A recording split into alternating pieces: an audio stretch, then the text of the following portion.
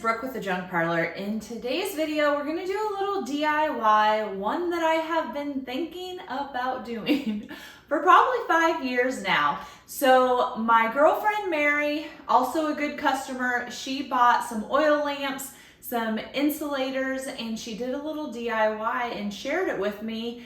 And absolutely brilliant. I don't know if she came up with the idea or if she saw it somewhere, but I've been wanting to duplicate it since then. So 5 or so years later, here we are, and we are finally going to do the project.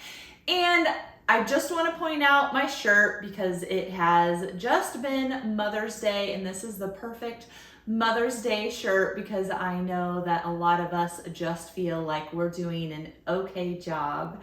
And I always get lots of compliments on this shirt when I go out and about in public. And I just ordered it on Etsy, and it's been years and years and years. You know, I keep my clothes for eternity. So if you like this shirt, I would honestly just go to Etsy and put in the saying, and then I'm sure there's going to be multiple shops that will pull up that sell it. Okay, so for this project, you're going to need a few things. You're going to need at least one oil lamp. You're going to need at least one insulator or something else to use as a lid.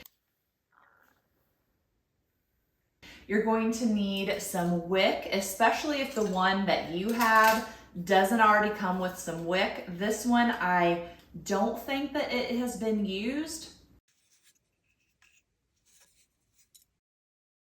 but just in case, I'm probably going to go ahead and put some new in.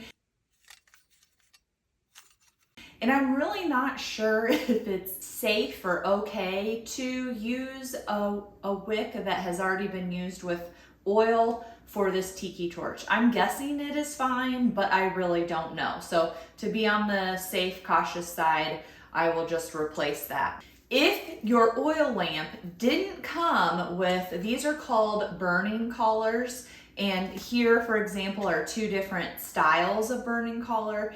If yours didn't come with burning collar, you can purchase those, and I have links for those on my blog, and I'll put them down here in the description because you are going to need something to hold the wick.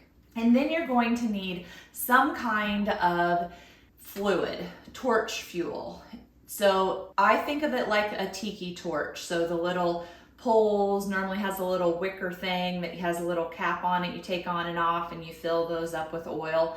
That's basically what you're going to need, because instead of putting this in a traditional torch, we are going to put it in our oil lamp. So we are repurposing oil lamps. Now, where can you find these things other than the new things I did purchase off of Amazon? And honestly, I think I've probably seen old wicks that haven't been used and fuel thrifting, but because I was in a little bit of a time crunch to do this project, I didn't have time to leisurely collect things. So for the oil lamps, my suggestion would be to look on Facebook Marketplace. Just do a little search, oil lamp, oil lantern, and you should be able to find a lot in your area. I lucked out. I think this is the one that I ended up getting off of Facebook Marketplace.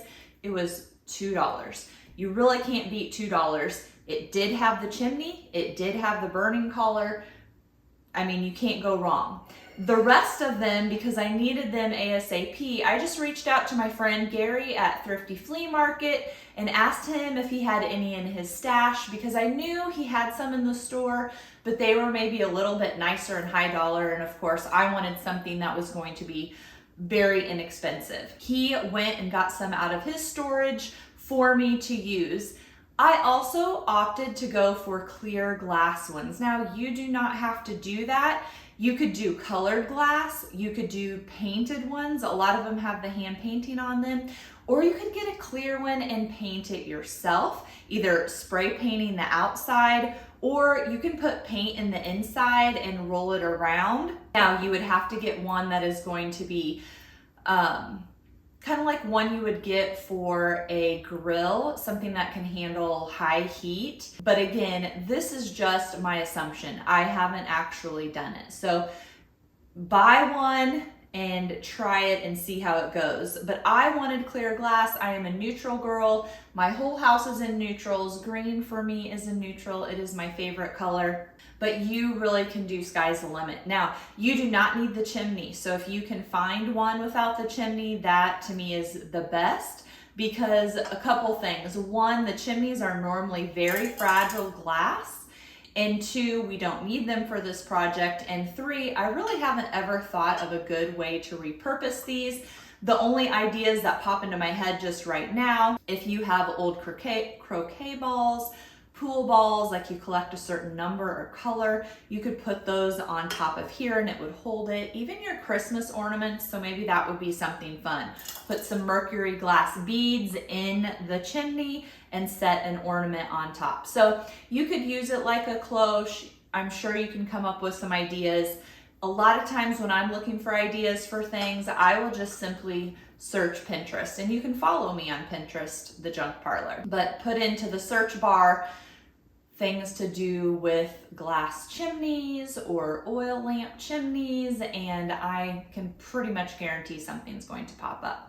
So we find our oil lamps inexpensively. You can get these probably too at an auction if you wanted to, or you can get nice ones at an antique store. Then our insulators, kind of the same thing. So I moved from Centerville, living on a dairy farm. We had a house across the street from my parents, so I had farms that I could dig through all the time, and they have tons of insulators. But when we moved here to Ankeny, to the city, I did not have access to the insulators, and I sold most of my inventory when we moved. So I had to go on the hunt for insulators. Again, I asked Gary at Thrifty Flea if he had any lying around, because I have seen them at his shop before, but of course now that I need them, he didn't have any.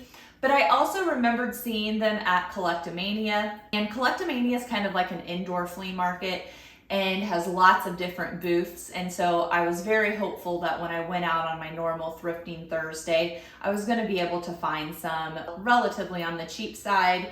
And I just lucked out and I found some clear glass ones, and I don't think these have any cracks or chips because a lot of them were the aqua or had damage. So those things you are going to just scavenger. You're going to find those. Facebook Marketplace would be another place you could look for insulators.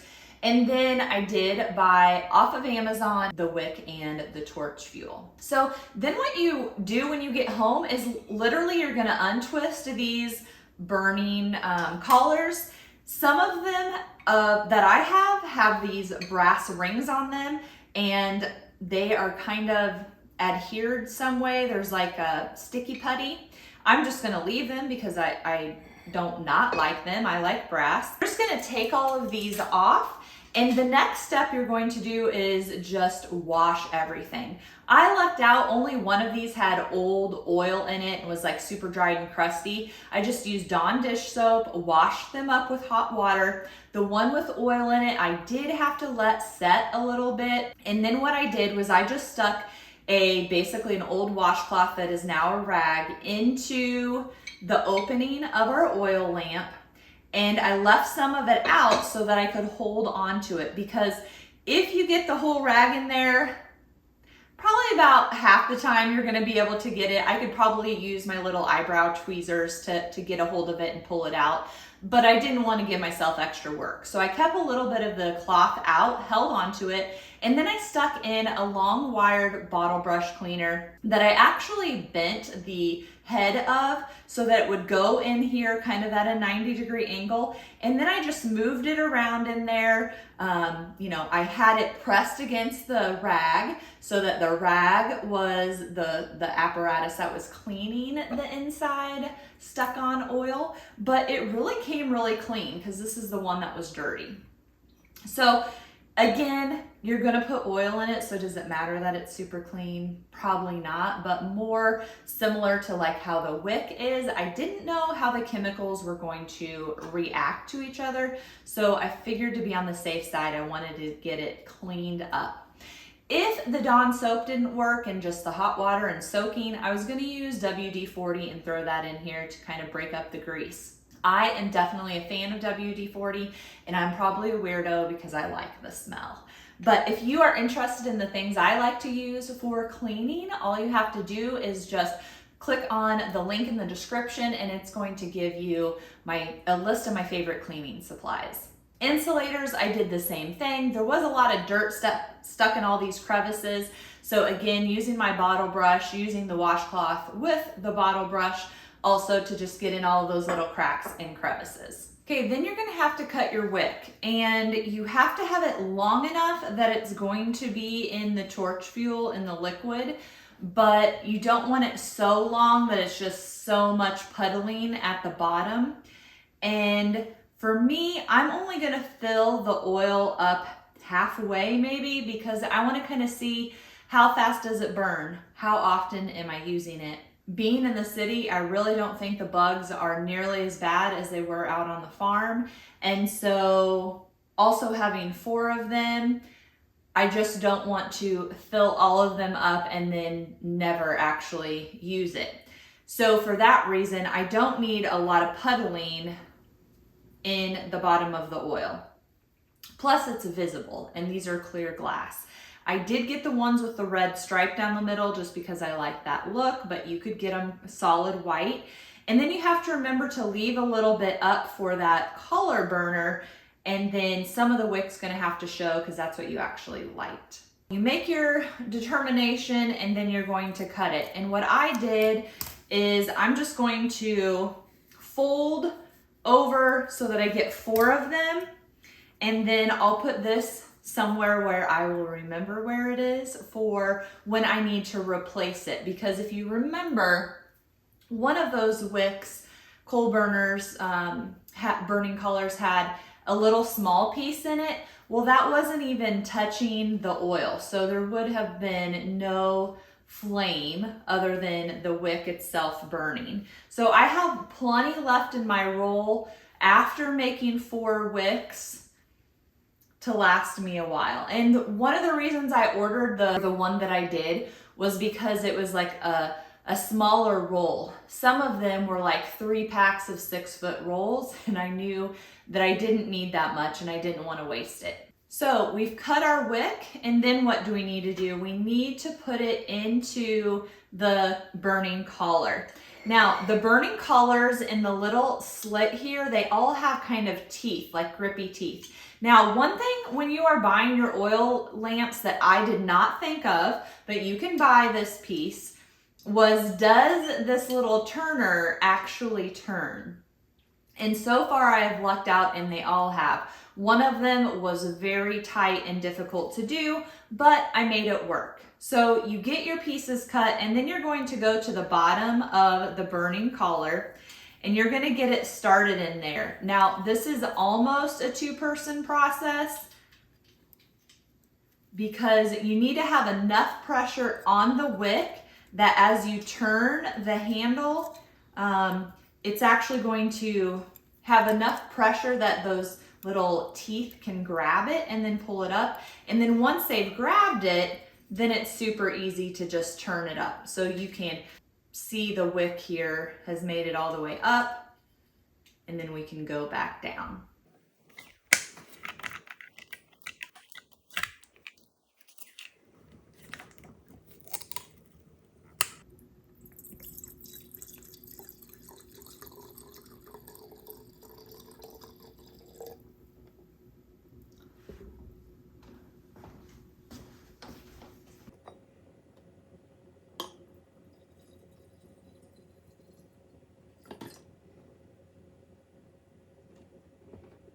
Now, one thing that I was taught, whenever you're trying to twist something on, to get it to go into those threads, if you go the opposite direction, like you're undoing it, even though you haven't even put it on yet, then a lot of times it will grab those teeth or those threads and spin on easier. In this oil, I have not put a wick on yet. And I'm actually going to save it because I am doing this presentation for Hello Iowa. So I need to have some steps to do for that TV segment. So here we have one that doesn't have oil but has the wick. We have one empty completely, but the wick is ready to go. We're going to save this wick and burning collar to do live. It already has oil in it. And then this one is completely ready to go. I can burn it. What is the next step? The next step is to have a lid. So to have a lid, Mary's idea was to use the insulator. In my blog post, I talked about how you could use candle votives. And I don't know if that's a proper name. I don't know if I'm explaining that correctly. So what those are, so let's say it's a brass candlestick holder, okay? Like a traditional taper candle. And then sometimes they have those like glass pieces that have little like nipples here at the bottom. And the nipple basically goes where the candlestick would go. And then you put your candle in this bigger opening. They're normally glass. They can be colored glass. They can be clear glass. They're all shapes, sizes, patterns. I mean, very creative.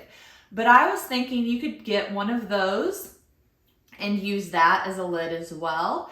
My other brainstorming came up with just a bell. So my grandma, who passed away when she was 99, I think every year for who knows how long, she collected glass bells. So that's what she got for Christmas. That's what she got for other holidays, birthdays.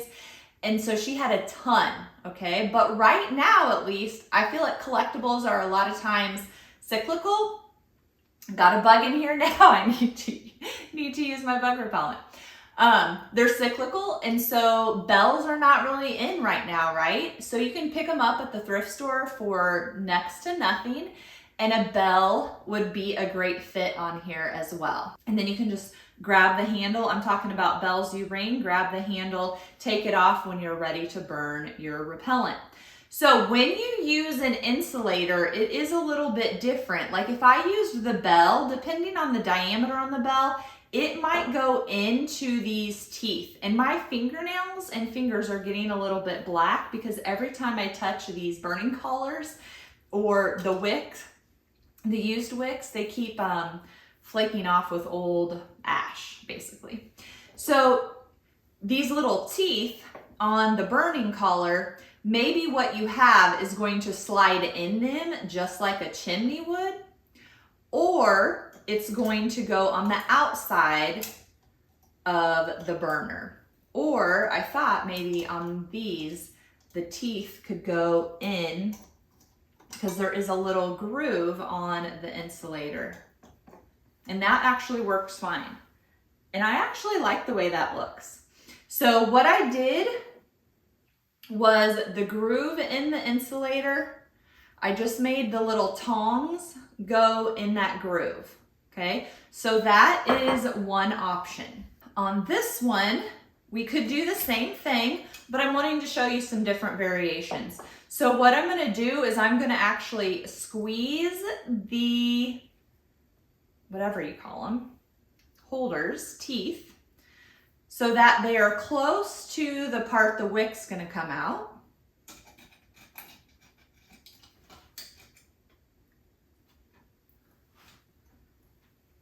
And then our insulator is gonna sit on that way. A lot of this is very dependent on what you have, what you're using, what pieces you're using. The diameter of this collar is a lot bigger, just eyeballing it, than the others. And so maybe on this one, I want to go out with them and just be very gentle. And you can kind of feel like if one of these broke, what would I do? I would just put the other ones really close and set them in the inside of the insulator. But these are bending okay. They feel like they're not gonna break, but you just gotta go slow and kind of feel what you got, okay? This one, we put the little teeth on the outside. You can do it however works. And there you go, a quick and easy and inexpensive way to repurpose those oil lamps into bug repellent torches. Be sure to click that bell so you can get notified for my next video. See you then.